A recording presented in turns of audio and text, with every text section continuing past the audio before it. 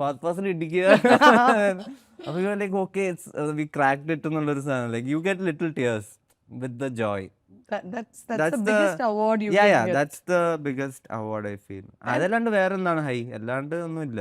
ഇതാണ് ഏറ്റവും വലിയ high. Yeah, yeah. When it comes to genres, like ഇതിപ്പോ തന്നെ you've done all kinds. ഇപ്പൊ കുറുപ്പാവട്ടെ, ഇതില് you did Minnal Murali. Yeah. മിന്നൽ മുരളിയിൽ നമ്മൾ ഫീൽ ചെയ്യുന്നത് it's A super hero movie, Yeah.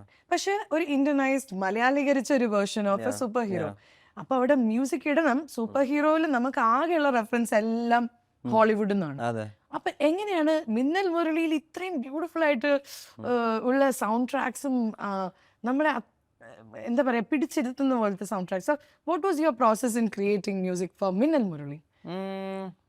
മിന്നൽ മുരളിയിൽ ഞാൻ ആക്ച്വലി ബാക്ക്ഗ്രൗണ്ട് സ്കോർ ചെയ്യാനാണ് വന്നത്.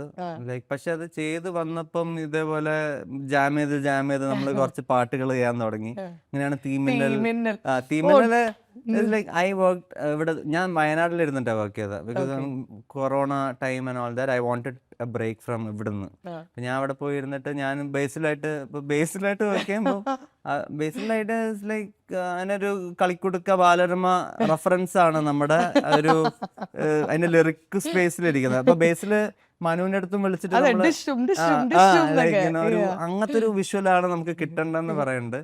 അപ്പൊ ഞാൻ ഇങ്ങനെ തനന്ന എന്നൊക്കെ പറഞ്ഞ് പാടി അയച്ചു കൊടുത്തു. ബേസിന്റെ സാധനം ഇഷ്ടപ്പെട്ടു. അതുകൊണ്ട് നമുക്ക് മനുവിനെ വിളിച്ചിട്ട് കോൺഫറൻസ് അങ്ങനെയൊക്കെ ഇട്ട് അപ്പൊ നമുക്ക് ഇത് അങ്ങനെ ബാലരമ എന്നൊക്കെ പറയുന്നുണ്ട്. Then he got back with തീ മിന്നൽ തിളങ്ങി